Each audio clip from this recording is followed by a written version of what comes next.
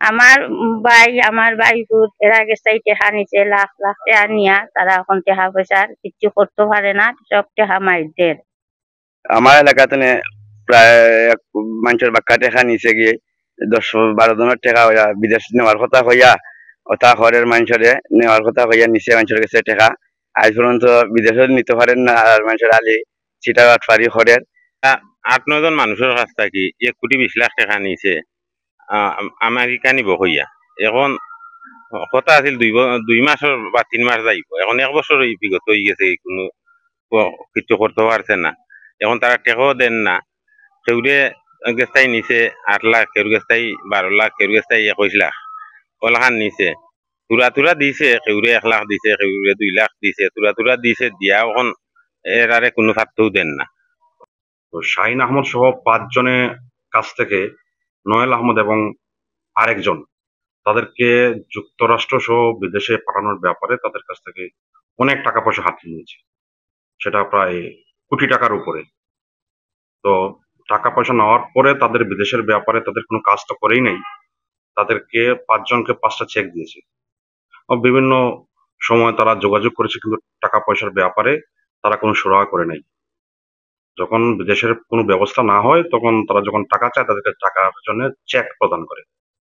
এই চেকটা যখন নগদায়নের জন্য ব্যাংকে জমা দেওয়া হয়, চেকটা কয়েকবার বাউন্স হয়।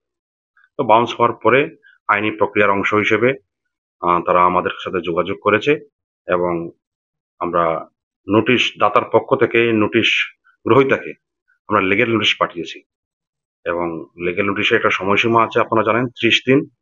30 দিনের ভিতরে আমরা লিগেল নোটিশে বলেছি তাদের সমুদ্র টাকা যাতে পরিশোধ করে দেওয়া হয়। যদি টাকা পরিশোধ করে দেয় তাহলে ভালো, আর না হলে তো আমরা আইনি প্রক্রিয়ার অংশ হিসেবে আমরা বিজ্ঞ আদালতে যাব এবং সেখানে চেকের মামলা, যেটা আপনারা জানেন অ্যাক্টের 138 ধারায় আমরা মাননীয় আদালতে মামলা দায়ের করব। আমার কাছে নেতারা 5 লক্ষ টাকা নিছে, আমার বউ বাইছে আমরা বিদেশ নিতে হইয়া, আমেরিকা ওয়ার্ক পারমিট দিব হইয়া। তখন আমরা পয়সার লাগে ফোন করলে তারা নানান অজুহাত করে এবং আমি খুব কাজ বিঘেরতা হয়েছি যে আমার পয়সাটা দিলাম, তারা আবার অস্বীকার হয়। আমার বুয়া একটা কাগজ দিছে, কথা আছে যে তার মামার কাছে একটা কাগজ দিত, মানে ডকুমেন্ট করে দিত। এটা বুয়া একটা কাগজ দিছে, কাগজটা দিছে ফটোকপি, আর আমার পয়সা লেখা আছে একটা 2,80,000 টাকা, আর আমি সেকে 2 লাখ টাকা দিছি।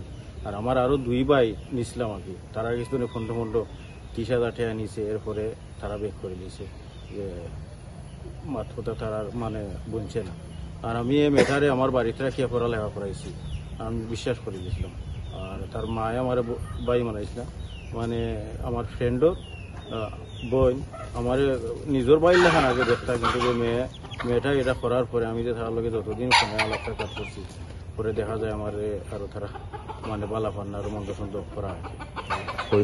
এরা সব প্রতারক, বুঝছেন, আমার লগে প্রতারণা করছে। ভালো আছেন নি? জি আলহামদুলিল্লাহ ভাই। আচ্ছা ভাই আমার একটা প্রশ্ন আসলো, আপনি আমুলি বাজারের 1,20,00,000 টাকা কয়েকজন বিদেশ নিবা কইয়া আপনারা এখনো তাদের বিদেশ নেন নাই, 2 মাস 3 মাস 1 বছর এরকম অপেক্ষা করাইছেন। এখন অভিযোগ করছে আপনারা নাকি একটা প্রতারক চক্র, আপনারা বিদেশ নিবেন বলে মানুষদেরকে এইভাবে টাকা আতিয়ে নিচ্ছেন। এই অভিযোগটা আপনাদের উঠেছে, এই বিষয়ে কি বলবেন ভাই? হ্যালো,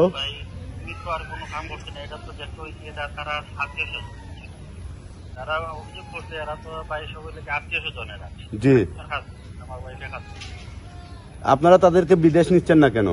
তাদেরকে তো বলছেন আপনারা 2 মাস 3 মাস চাইবেন, কিন্তু 1 বছরের উপরে হয়ে গেছে। তাদের কাছে আপনারা ডকুমেন্টও আছে, তাদের কাছে আপনারা এফিডেভিট, স্টাম্প এবং চেক সবকিছুই আছে। সেক্ষেত্রে কি বলবেন বলেন?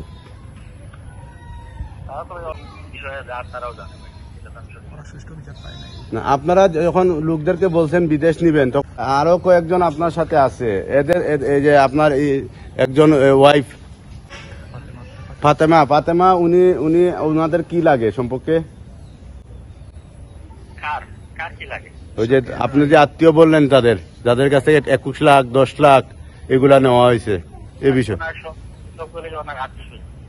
ফাতেমা তাহলে কি আপনারা একজন মানে প্রতারক চক্র কি এইভাবে টিম তৈরি করেছেন যে মানুষের কাছ থেকে টাকা নিয়ে তাদেরকে রাস্তায় নেমেছেন? তারা অভিযোগ করতেছে যে তারা একটা প্রতারক, তাদের পরিবার মিলে কয়েকজন একটা টিম তৈরি করেছে, সেক্ষেত্রে কি বলবেন?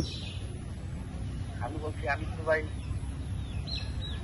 যাদের কাছে অভিযোগ করছে ওরা হচ্ছে ফাতেমা, ওনার হচ্ছে মামুর গরু ভাই, খালার গরু ভাই, 800 এটা তো বাইরে আসছে।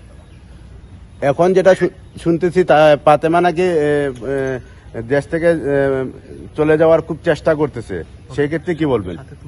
সাথে আপনিও যাবেন নাকি শুনতেছি?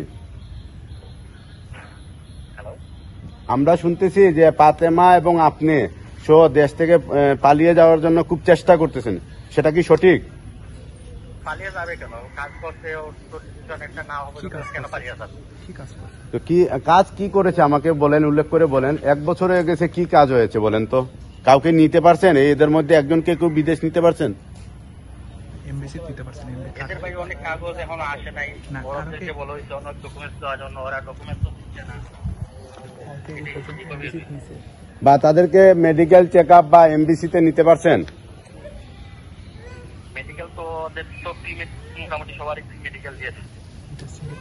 আর কিছু আপনি অনেকের যে ক্লিয়ারেন্স দেওয়ার কথা, ওরা পুলিশ ক্লিয়ারেন্স দিতে পারতেছে না, ওদের নাকি মামলা আছে এই সেই।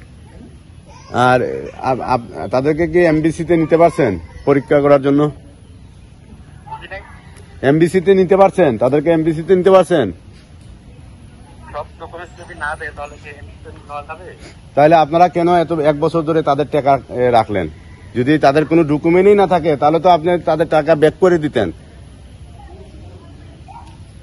অনেকের টাকা তো ভাই, অনেক টাকা অনেকের দেয়নি।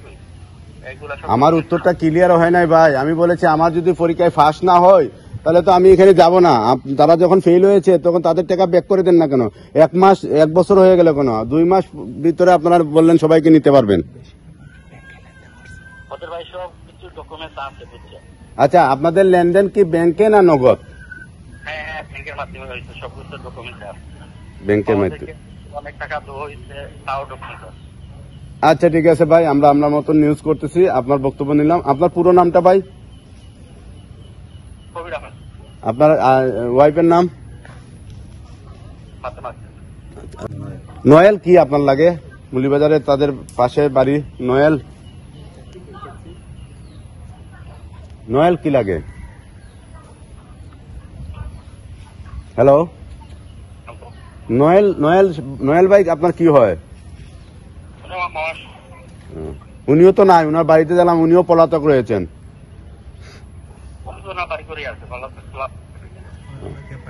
আমরা তো বাড়িতে গিয়ে পাই নাই ভাই, কবির ভাই।